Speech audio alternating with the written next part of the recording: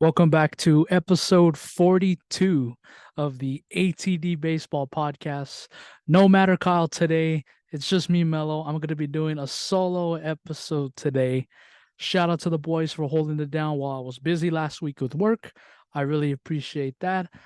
Final week of the regular season. It's kind of crazy that a week from today, postseason play will be underway. I don't know about you guys, but for me, this MLB season went by really quick. Um, it came by really fast after the Super Bowl. And then we had the World Baseball Classic, and that was a fun week and a half, 2 weeks. And then all of a sudden, opening day came by. And then before you know it, boom, it was already Memorial Day. Boom, it was already 4th of July. Boom, it was already the All Star break. Trade deadline passed. And now here we are, a week away from the postseason. And I think everybody's excited for it. I'm a Dodger fan, a little bit kind of nervous, but I think we'll be okay. So going over the topics today, this broke within about the last hour and a half. The legendary Brooks Robinson passed away. Uh, Sad to see that. Unfortunate news. And then I'm just gonna be talking about where we stand in these standings in the last week because we got some tight races going on. We got one going on in the American League West, and we got another one going on in the NL Wild Card, and that's a little bit more closer to me because we might be end up playing one of those teams. But before we get started, I didn't get a chance to do this last week. Shout out and congratulations to your 2023 NL West champs, the Los Angeles Dodgers, for the 10th time in the last 11 seasons. Dodgers won the West. And, there were so many question marks going into this year because they lost a lot of guys to free agency last year. They lost Cody Bellinger. They lost Trey Turner. They lost Tyler Anderson. Justin Turner was gone. A lot of pieces that made up a lot of the Dodgers' success last year was out the window. And they were going to have to lean on guys like Emmett Sheehan, like James Outman, like, JD Martinez, Miguel Vargas. A lot of new faces were in. And I think some Dodger fans, a part of them were like, okay, we're kind of excited for maybe something being a little different. And also, too, kind of curious. We really didn't know what to expect. I know everybody had the San Diego Padres winning this division by some games. It was a matter of who was going to play for second. And it just goes to show you, and the Padres can be eliminated from playoff contention tonight. So, this is why we play 162 games. You just never know. The Padres look like world beaters on paper when they're rolling out Tatis, Machado, Bogarts, and Soto every game. And they're going to finish, I believe, in third place in the division and maybe fourth. Maybe I think fourth place in the division. And they're not even going to sniff the playoffs. They went on a nice little run here the last week and a half where they won 8 games in a row, I think. But I think everybody knew that, even Padre fans knew that it was going to take a miracle for them to even have a shot of getting into the postseason this year. Just a lot of bad things coming out. We'll see what they do, but just shout out one more time to the Dodgers. I didn't get to do this last Monday with Kyle or Matt. Um, you know, I know the Dodgers only have one World Series in this 10-year window, and it isn't a 60-game season, but winning the division is extremely difficult as well. Especially this year with type of team that we had going in. And, there was so many injuries this year.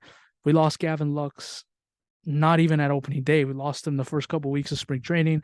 We lost Tony Gonsolin again, Dustin May again. Bueller couldn't come back. The whole Julio Urias incident. And even after all that stuff, the Dodgers still managed to win the division by 10 plus games. Now, part of it is because the Dodgers are so good in depth and they can roll out rookies and stuff every single day. The other part of it is just the weak kind of NL West. The Diamondbacks looks like they're going to get in the postseason, so that's good to hear. But outside of that, the Giants really fell off in the second half. Rockies are not good, and the Padres were not good. So shout out to the Dodgers taking advantage of another weak NL West, and we will see them October 7th against who knows who. We don't know yet. but I'm excited for that.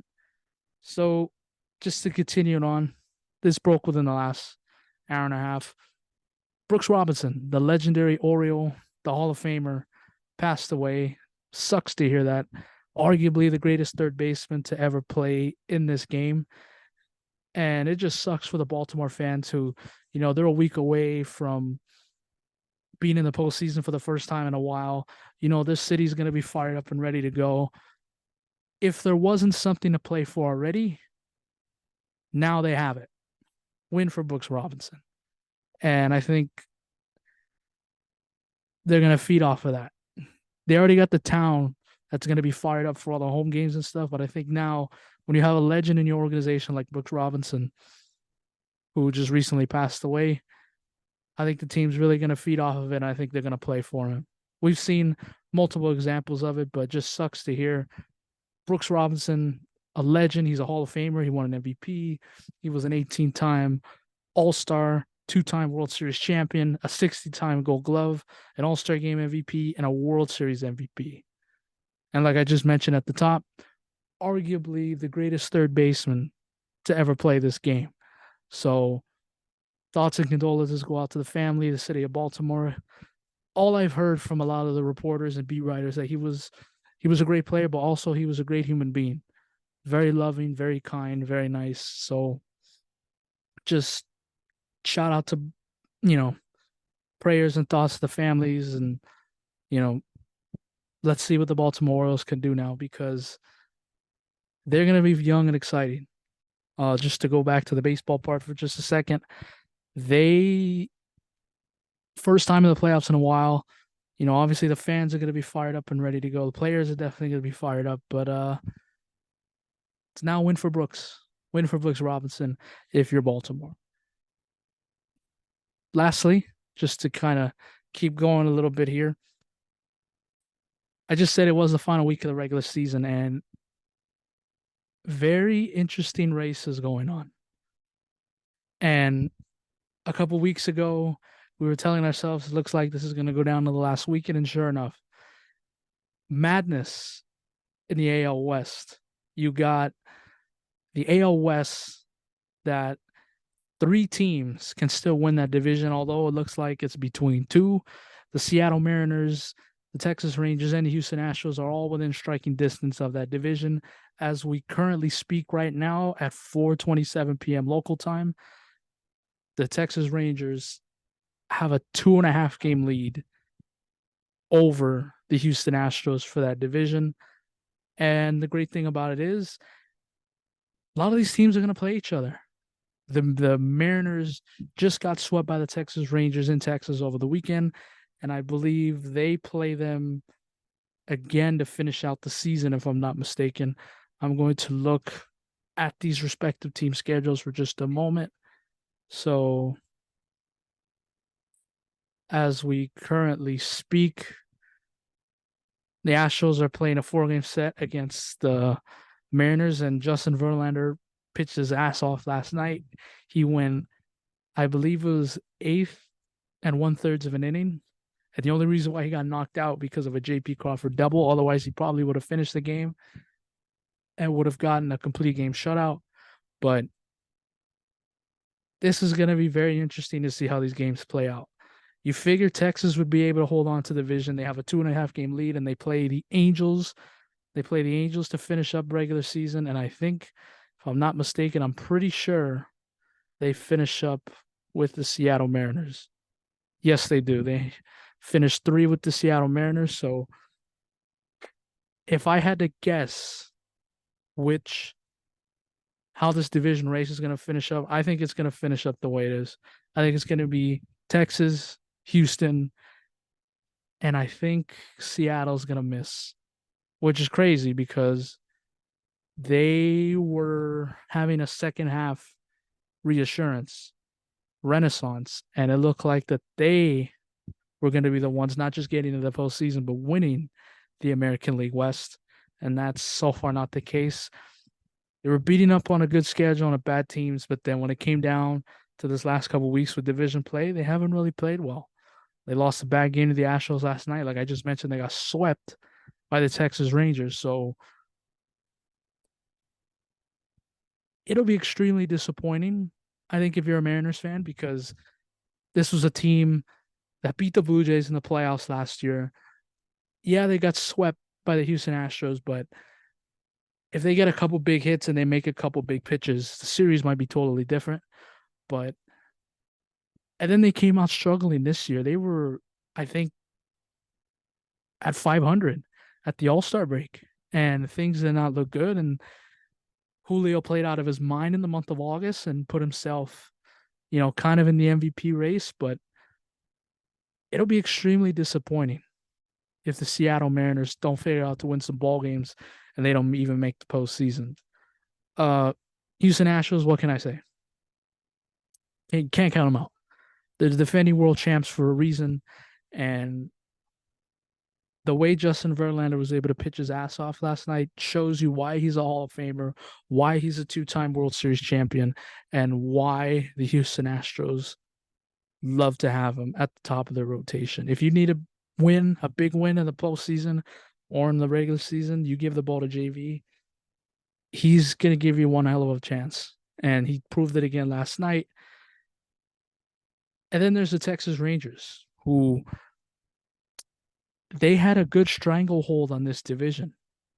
I think they had almost a 10-game lead in this division at one point. And then the Astros, and then they just started playing bad baseball, started losing some bad teams. Schedule got a little bit harder, but to their credit, their manager, Bruce Bochy, the former Giant World Series manager, was very calm, very collective, not panicking. He was saying, we're going to figure this out, weather the storm, and they have. And in the final week, they have a 2.5-game lead. And it looks like they are going to win this division. But super exciting race. We'll see how that goes. And finally, to wrap things up, we got one more crazy race in the NL wildcard race. As of right now, the Phillies, Diamondbacks, and Cubs all have the 3 spots. Phillies can clinch a playoff spot tonight. I feel pretty comfortable that they're going to do so and get that top wild card. After that, nothing's guaranteed. Cubs and Diamondbacks have identical records, and the Miami Marlins are only a game out, and the Cincinnati Reds are 2.5 games out, although I don't think they're going to make it. I think they ran out of gas, and I just think they don't have enough. But I'll put them in there just because they're that close. If I had to put money on it, I think the teams that get in are the exact teams I just mentioned. I think it will be Phillies, Diamondbacks, and Cubs. Maybe not in that specific order, but I think with a week left here, I think these are going to be the 3 teams that are going to get in. Just looking at their schedules real quick, the Phillies, I'm not even going to mention the Phillies, actually. They got the number 1 seed locked up. Diamondbacks finish out with the White Sox and the Houston Astros. That could be interesting. And then Cubs finish out with the Braves, and then they finish them out. And then they finish out with the Brewers. So that's going to be really fun. And then just looking at the other 2 schedules really quick. You have the Miami Marlins, who will finish out with the Mets, who are not playing for anything. And then they will finish out with the Pirates. So maybe. You never know. So, like I said, these are going to be very fun races, but I think it will be Chicago, Arizona, and the Philadelphia Phillies that will get those final 3 spots. Playoff baseball is here. Can't believe it. This is going to be very fun. Sucks that not all 3 of our teams are in this year. Matt and I are good with the Dodgers and Phillies, but Kyle, unfortunately, his Yankees will not be in there as they got eliminated from postseason contention a couple days ago. So Kyle's going to be hopefully rooting for our teams as we try to make a run for October, the Phillies and the Dodgers. And I think that's going to wrap this up for episode 42. A little shorter episode, but it's fine. It's solo. I can only stare at myself in the Zoom meeting for so long. But keep on the lookout. We will be previewing postseason matchups next week. We'll still do another pod this week. Hopefully, we'll get Matt and Kyle in here and we'll discuss some things going into the final weekend. And yeah, keep listening to the podcast. Stressful or most fun time of year, depending on who you ask. For me, it's the most stressful. For other people, it's the most fun. Playoff baseball is here. This is where the fun starts, or where the most stress happens. I think that's going to do it for episode 42. I'm Melo. I'll see you again next time. Adios.